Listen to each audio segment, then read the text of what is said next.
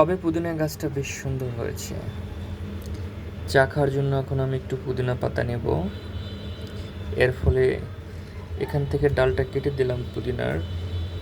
এর ফলে এখান থেকেও আবার কুশি গজাবে এবং এটা আরও স্প্রেড করবে, দেখতে আরও সুন্দর লাগবে।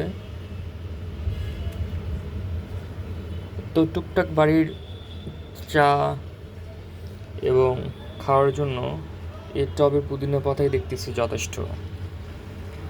আপনারাও ছোটোখাটো জায়গাতে এরকম পুদিনা লাগাইতে পারেন, খুব সহজেই পুদিনা গাছ হয়।